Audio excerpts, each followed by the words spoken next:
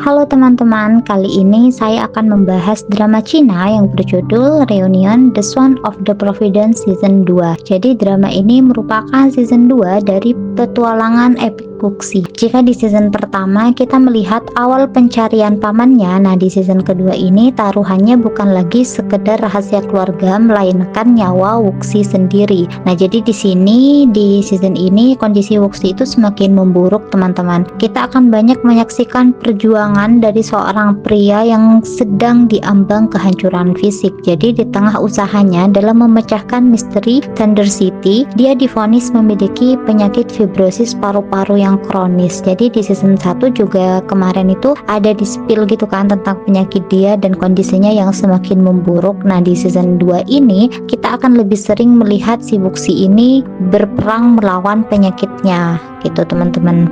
Jadi di sini dia itu seringkali mengalami kesulitan bernafas dan batuk yang tanpa henti. Setiap langkahnya ini merupakan siksaan bagi dia dan setiap nafasnya merupakan perjuangan dalam melawan maut. Jadi di sini Zhu Ziyilong itu berperan sebagai Wuxi. Jadi dia memerankan sosok pria yang rapuh namun gigih. Nah, si Zhu Yilong ini berhasil menampilkan ekspresi kesakitan yang luar biasa dengan sangat nyata sehingga dapat membuat kita merasakan setiap sesak nafas di dadanya. Selain itu ada juga Huang Junji sebagai Zhang Qiling atau Xiaoge. Dia itu merupakan sang pelindung abadi yang dingin namun sangat peduli. Dia adalah sandaran utama Wuxi saat tubuhnya tidak lagi mampu menopang dirinya sendiri. Ada juga Chen Minghao yang berperan sebagai Wang Pangzi. Jadi ini merupakan sahabat setia yang selalu memberikan keceriaan di tengah situasi yang suram, namun hatinya sangat hancur ketika melihat kondisi sahabatnya. Jadi ini adalah Pangzi teman-teman. Dia itu selalu berada di sisinya si Wuxi ini dan dia tuh selalu mendedikasikan hidupnya untuk membantu si Wuxi ini gitu teman-teman. Jadi dia selalu merasa ikut kesakitan dan selalu merasa khawatir ketika kondisinya si Wuxi ini sedang tidak baik-baik saja. Nah di sini dia panik banget. Jadi si pamannya Wuxi ini melakukan sebuah konspirasi gitu. Dia tahu kalau misalnya paru-parunya Wuxi ini sedang tidak baik-baik aja. Jadi di sini dia mengirim orang untuk membuat debu yang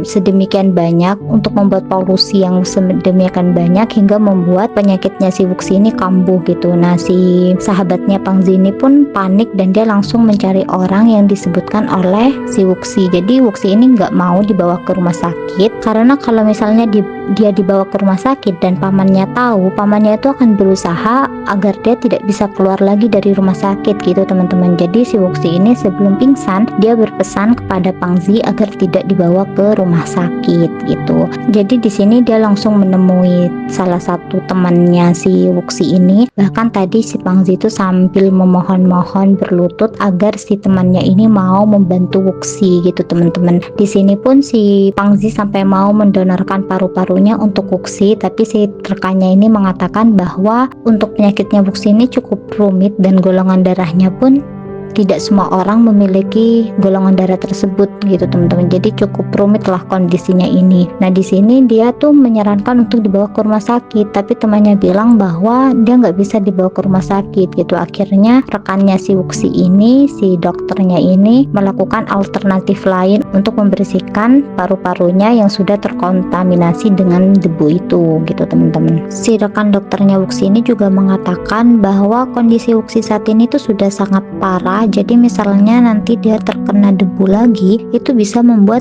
si Wuxi ini meninggal gitu teman-teman. Nah di sini si Pangzi ini selalu setia menemani Wuxi dan temannya mengatakan bahwa 24 jam mendatang itu adalah masa-masa krusial untuk menentukan hidup dan matinya si Wuxi ini gitu. Dan di sini si Pangzi ini tetap setia menemani Wuxi dan mengelap muntahan-muntahan Wuxi gitu. Jadi beberapa cairan kotor yang ada di paru-parunya itu sudah mulai keluar dari pengobatan yang dilakukan oleh rekan dokternya si Wuxi ini gitu teman-teman, dan itu tuh berhasil. Jadi dia menggunakan metode yang cukup konvensional di sini, namun itu bekerja dengan baik gitu teman-teman. Nah keesokan harinya si Wuxi ini pun sudah mulai siuman dan di sini tetap saja si Pangzi itu tetap setia menjaga si Wuxi ini 24 jam gitu teman-teman.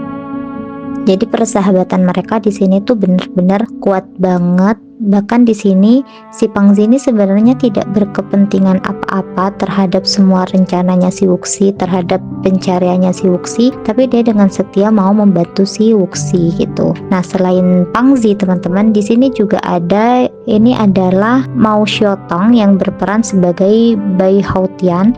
Jadi dia merupakan gadis pemberani yang mengagumi Wuxi dan setia menemaninya di gudang rahasia Warehouse 11. Jadi di sini dia merasa sangat khawatir terhadap kondisinya Wuxi. Dia juga merasa kesal karena selama ini Wuxi menutupi penyakitnya dari dia gitu teman-teman. Padahal dia juga ingin tahu gitu terhadap kondisinya Wuxi agar dia bisa menjaga si Wuxi. Tapi Wuxi tidak mau semua orang itu khawatir. Jadi dia merahasiakan kondisinya dari orang-orang yang ada di sekitarnya, termasuk si Bai Haotian ini gitu. Nah, si Wuxi ini pun memiliki semangat yang tinggi gitu teman-teman untuk sembuh. Di sini dia bertanya kepada si dokter apakah ada cara lain, pengobatan lain untuk menyembuhkannya, tetapi dokter mengatakan tidak ada gitu.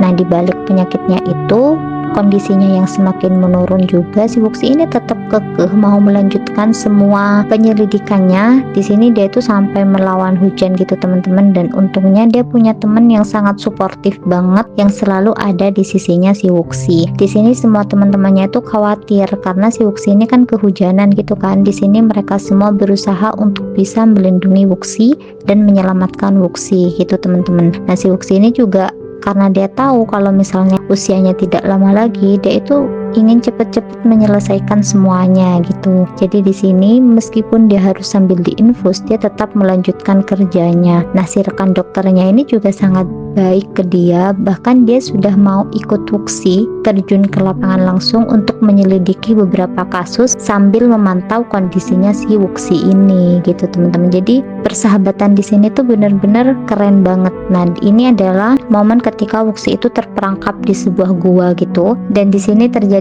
perkelahian dengan salah satu adik dari rekannya si Wuxi. Jadi si adiknya rekannya Wuxi ini nggak terima kakaknya itu menyukai Wuxi dan berakhir meninggal karena mengikuti Wuxi melakukan penyelidikan gitu. Jadi dia merasa bahwa itu semua adalah salah Wuxi dan dia ingin membalas dendam gitu teman-teman. Dari perselisihan tersebut, di sini si Wuxi ini jatuh gitu ke jurang dan disusul oleh Bai. Jadi di sini Bai itu sangat mengkhawatirkan kondisinya si Wuxi ini gitu teman-teman. Jadi kondisi di dalam gua itu saturasinya tuh sangat rendah banget dan banyak debu gitu. Itu bisa mempengaruhi si pernafasannya Wuxi. Makanya di sini dia itu kesulitan untuk bernafas dan mengalami sesak nafas gitu. Di sini si Bai berusaha untuk bisa menolong Wuxi agar si Wuxi ini bisa bernafas dengan normal kembali gitu teman-teman. Dan tadi di sini juga si Wuxi ini sempat muntah darah gitu karena habis jatuh dia tuh benar-benar mengalami kesulitan bernafas. Di sini si Bai ini tidak sengaja menginjak bom, jadi apabila dia itu berpindah maka itu bisa meledak gitu. Jadi Wuxi berusaha untuk menjinakkannya, dan ini mereka itu sudah mau keluar dari si gua ini. Mereka mencari jalan keluar. Di sini lagi-lagi Wuxi itu muntah darah gitu, dan si dokternya ini sangat mengkhawatirkan si Wuxi karena mereka belum juga menemukan jalan keluar gitu. Sedangkan waktu si Wuxi ini sudah nggak lama lagi gitu. Maksudnya semakin lama dia menghirup udara yang tidak sehat itu, maka akan sangat berpengaruh buruk terhadap pernafasannya. Jadi si dokternya ini sangat khawatir gitu kalau misalnya nanti Wuxi ini tidak bisa diselamatkan gitu teman-teman. Si Wuxi sempat mau minta obat lagi kepada si rekan dokternya ini, tapi dia mengatakan bahwa itu sudah percuma gitu. Satu-satunya jalan mereka harus keluar gitu karena kondisinya Wuxi ini sudah sangat lemah gitu. Jadi di sini hanya diberikan obat pereda sementara aja, tetapi belum bisa memulihkan kondisinya si Wuxi ini secara menyeluruh gitu. Nah, jadi pasca dari dalam gua tadi, di sini Wuxi itu sempat tidak sadarkan diri gitu teman-teman, dan dia bermimpi. Di dalam mimpinya dia bertemu dengan sahabatnya yang sudah meninggal gitu. Jadi dalam mimpinya Wuxi ini ingin sekali untuk ikut dengan si perempuan tadi, tetapi si perempuan tadi itu tiba-tiba menghilang gitu teman-teman. Nah di sini para rekan-rekannya Wuxi ini sudah mengkhawatirkan Wuxi karena Wuxi ini tidak kunjung sadar. Nah si dokter sudah menambahkan dosis obatnya dan itu merupakan cara terakhir yang bisa dia lakukan. Dia mengatakan kalau misalnya sudah ditambah dosis dan Wuxi ini masih tidak sadarkan diri, maka kemungkinan si Wuxi ini sudah tidak bisa diselamatkan lagi gitu teman-teman. Jadi semuanya di sini rekan-rekannya itu sangat panik dan pada akhirnya Wuxi ini sadar gitu. Jadi mereka semua di sini pun bahagia. Nah begitu sadar, Wuxi itu masih sangat lemah dan dia memandangi satu persatu rekan-rekannya dan dia juga berterima kasih karena rekan-rekannya ini sudah bertahan dan membantu dia sampai sejauh itu. Nah di sini pun rekan-rekannya ini merasa terharu dan sangat khawatir melihat kondisinya si Wuxi. Wuxi juga bertanya kepada si dokternya itu waktu dia itu kurang berapa lama lagi. Nah dokternya itu memalingkan wajah dan menjawab kurang lebih itu sekitar 1 minggu lagi. Oke teman-teman, mungkin segitu dulu dari aku. Terima kasih banyak. Bye bye.